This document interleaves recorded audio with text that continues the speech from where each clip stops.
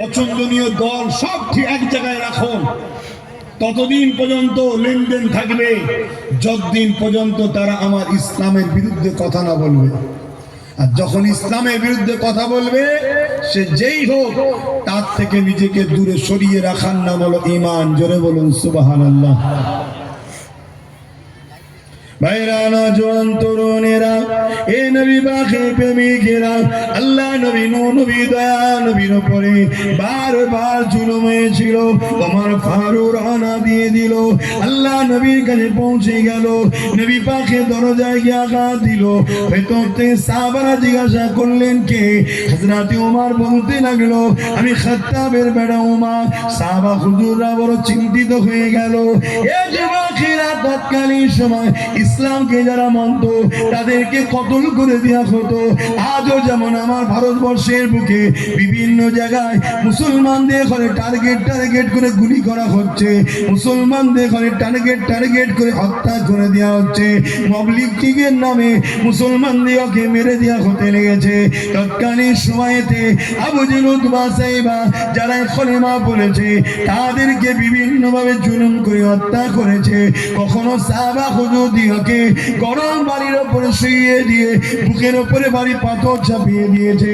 ওই ভারী পাথর চাপিয়ে দিয়ে বলেছে, এ মুহাম্মদকে ছেড়ে দাও, আল্লাহকে ছেড়ে দাও। সাহাবা হুজুররা এই গরম মরুমির বাড়ির উপরে পিঠ পুড়ে যেতে লেগেছে। বুকের উপরে ভারী পাথর, নিঃশ্বাস নিতে পারছে না। এত কষ্ট সহ্য করার পরও সাহাবা হুজুররা বলেছে, আশহাদু আল্লা ইলাহা ইল্লাল্লাহ ওয়া আশহাদু আন্না মুহাম্মাদান আবদুহু ওয়া রাসূলুহু। এই কষ্ট সহ্য করতে করতে আল্লাহকে ডাকতে সাহাবা হুজুররা দুনিয়ার জমিন থেকে ইন্তেকাল হয়ে গেছে। তথাপি আল্লাহ নবীকে তিনারা ছেড়ে দেয়নি। এ নওজওয়ানেরা, তরুণীরা, যুবকেরা, আজ যদি আমরা 500,000 টাকাতে ইসলামের দুশ্মনের কাছে বিক্রি হয়ে যায়, কোরআনের দুশ্মনের কাছে বিক্রি হয়ে যায়, মসজিদ মাদ্রাসা দুশ্মনের কাছে বিক্রি হয়ে যায়, মনে রাখবেন আমার আল্লাহ তাদের হাতে তোমাকে আমাকে শেষ করে দেবে। মসজিদ ছিল আছে থাকবে, কোরআন ছিল আছে থাকবে, কি করে থাকবে? যদি আমরা না থাকি তো থাকবে কি করে? মনে রাখবেন এই ভারতের জমিন নয়, পৃথিবীর জমিনে আল্লাহ নতুন প্রজন্ম তৈরি করবে। কাদেরকে তৈরি করবে? যাদের বাপ দাদা ইসলামের কেউ ছিল না, অথচ তাদের ঘরে ছেলেদের ঘরে ইমানের কলেমা পড়িয়ে দিয়ে মসজিদের মুসল্লি বানিয়ে দেবে, কোরআনের পক্ষে হাফেজ বানিয়ে দেবে। এ যুবকেরা, ইতিহাস তো এটাই গাওয়া দিতে লেগেছে। কেননা যুগে যুগে দেখেছি যারা ইসলামের বিরুদ্ধে লেগেছে, আমার আল্লাহ পাক তাদের পরিবার থেকে, তাদের সমাজ থেকে দলে দলে মানুষকে ইসলামের দিকে ঢুকিয়ে দিয়েছে।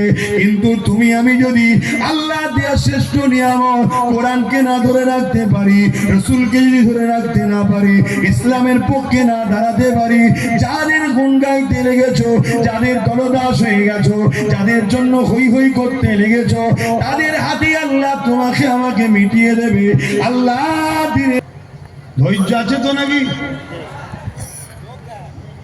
4টে বন্ধ হবার কথা, কিন্তু 4:30 যখন নামাজ একটু বেরিয়েই দেবো। কিন্তু আপনাদের ধৈর্য আছে তো?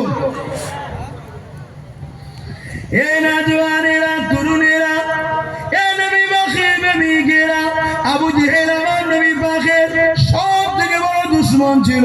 আমার নবী পাককে জানে মারতে চেয়েছিল, অথচ আমার আল্লাহ তিনি কত হিকমত আলা দেখেন। আমার আল্লাহ আবু জেহেলের ছেলেকে নবীর গোলাম বানিয়ে দিল। কিভাবে বানিয়েছে? আবু জেহেল আইন করে দিল, মুহাম্মাদের কাছে যে যাবে তাকে মৃত্যুদণ্ড দেওয়া হবে, মুহাম্মদ রাসূলের কাছে যে যাবে তাকে মেরে দেওয়া হবে, মুহাম্মদ রাসূলের কাছে যে যাবে তাকে শাস্তি হিসাবে মৃত্যুদণ্ড দেওয়া হবে, শুলিতে চাপিয়ে দেওয়া হবে। প্রেমিকেরা, একদিন আল্লাহ নবী একটা রাস্তা দিয়ে আসতে লেগেছে, অপর দিক থেকে আবু জেহেলের ছেলে ইকরামা আসতে লেগেছে। আমার রাসূলুল্লাহকে ইকরামা যখন দূর থেকে দেখতে পেয়ে যায়, আমার নবী পাকের দিকে ছুটে গিয়ে ইকরামা আমার নবী পাককে বুকের মধ্যে জড়িয়ে ধরে। এ যুবকেরা, আবু জেহেল আইন করেছে মুহাম্মদ রাসূলের কাছে যাওয়া যাবে না, মুহাম্মদ রাসূলের মাহফিলে বসা যাবে না, মুহাম্মদ রাসূলের কথা শোনা যাবে যাবে না, মুহাম্মদ যে কোরআন শোনাচ্ছে ওই কোরআনের মাহফিলে বসা যাবে না, মুহাম্মাদের বিরুদ্ধে মুহাম্মাদের কাছে যে যাবে তাকে মৃত্যুদণ্ড দিয়ে হবে। এই ফাইনাল এই আওয়াজটা এই ঘোষণাটা আবু জেহেল দিয়ে দিয়েছে। এদিকে আবু জেহেলেরই ছেলে আমার নবী পাককে বুকে বুকে জড়িয়ে ধরেছে। এই যুবকেরা কলেমা কিন্তু পড়ে আমার নবী পাককে দেখে দিবানা হয়ে গেছে। আমার নবী পাককে এত সুন্দর দেখতে ছিল, আমার নবীর আখলাক পৃথিবীর শ্রেষ্ঠ আখলাক। কেন আল্লাহ কোরআনে জানিয়েছে ইন্নাকা লাআলা খুলুকিন আযীম, সব থেকে উত্তম চরিত্রওয়ালা হলো মুহাম্মদ রাসূলুল্লাহ। আল্লাহ যিনি বানিয়েছে তিনি সার্টিফিকেট দিচ্ছে। এই দুনিয়ার মানব সৃষ্টিকর্তা বলছে আমি যা কিছু বানিয়েছি তার মধ্যে থেকে সব থেকে শ্রেষ্ঠ চরিত্রওয়ালা হলো মুহাম্মদ রাসূলুল্লাহ।